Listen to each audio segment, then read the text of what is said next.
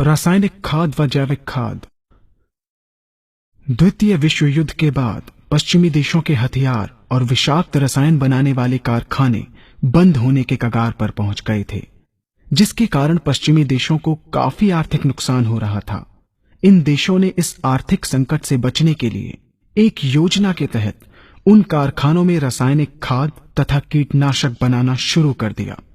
इन रासायनिक खादों व कीटनाशकों के द्वारा कृषि उत्पादन को बढ़ाने की बात कर हरित क्रांति नाम का एक छद्म जाल बुना।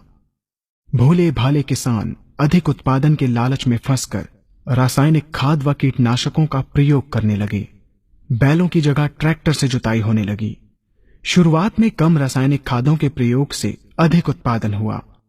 धीरे धीरे रासायनिक खादों के प्रयोग के कारण भूमि की उर्वरा शक्ति क्षीण होने लगी, जिसकी वजह से उत्पादन घटने लगा तथा फसलें कमजोर होने लगीं। फसलों के कमजोर होने के कारण उनमें रोग व कीट लगने लगे। रोग व कीटों से फसल की सुरक्षा के लिए और अधिक कीटनाशकों का प्रयोग होने लगा। एक तरफ ज्यादा उत्पादन के लिए अधिक रासायनिक खादों का प्रयोग होने लगा, वहीं दूसरी तरफ फसलों को रोग व कीटों से बचाने के लिए अधिक विषाक्त कीटनाशकों का प्रयोग बढ़ गया, जिसके कारण उत्पादन लागत बढ़ी और किसान को लाभ कम होने लगा, बल्कि छोटे किसान कर्ज में डूबने लगे। धीरे धीरे भूमि की उर्वरा शक्ति क्षीण होने से भूमि बंजर होने लगी। रासायनिक खाद व कीटनाशकों के कारण खाद्यान्न भी विषाक्त हो गए तथा जलवायु भी प्रदूषित हो गई, जिसके कारण मानव पशु पक्षियों के स्वास्थ्य पर प्रतिकूल प्रभाव पड़ा, जिसका परिणाम आपके सामने है। मानव स्वास्थ्य पर रासायनिक खादों के पड़ने वाले प्रभाव को आप ऐसे समझें। जब किसान फसल में रासायनिक खाद डालता है तो रासायनिक खाद में उपस्थित विषाक्त रसायन जल में घुलकर सबसे पहले जल को प्रदूषित कर भूमि के अंदर उपस्थित केचुए व सूक्ष्म जीवाणुओं को मार देता है। ये बात सभी किसान अच्छी तरह से जानते हैं कि केचुए व अन्य सूक्ष्म जीवाणु भूमि की उर्वरा शक्ति को बढ़ाने के लिए अति आवश्यक होते हैं।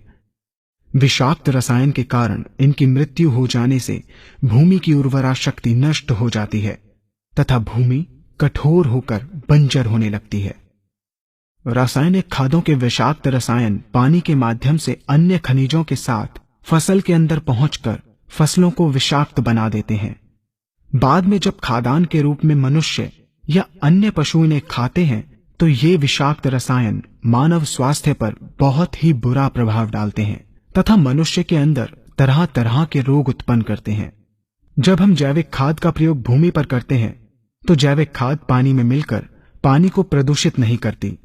जैविक खाद भूमि के अंदर उपस्थित उर्वरा शक्ति को बढ़ाने वाले जीवाणु तथा केचुओं की संख्या को तीव्रता से बढ़ाती है, जिससे भूमि की उर्वरा शक्ति बढ़ती है तथा भूमि छिद्र युक्त एवं भुरभुरी हो जाती है, जिससे वायु और प्रकाश भूमि के अंदर गहराई तक प्रवेश करते हैं, जिसके कारण भूमि में तापमान एवं आर्द्रता का संतुलन बना रहता है और फसलें मजबूत होती हैं।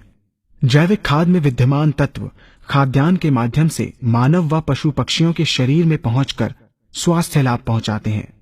जैविक खादों के प्रयोग से फसलें अच्छी और मजबूत होती हैं, जिसके कारण उन पर रोगों एवं कीटों का ज्यादा प्रभाव नहीं पड़ता।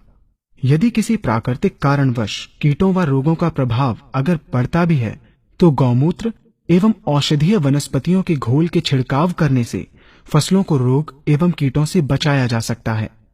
गौमूत्र एवं अन्य प्राकृतिक औषधियों के मिश्रण के छिड़काव से फसलों का कम लागत में बचाव हो जाता है तथा वातावरण पर भी कोई दुष्प्रभाव नहीं पड़ता। यहाँ हम आपको तालिकाबद्ध तरीके से दोनों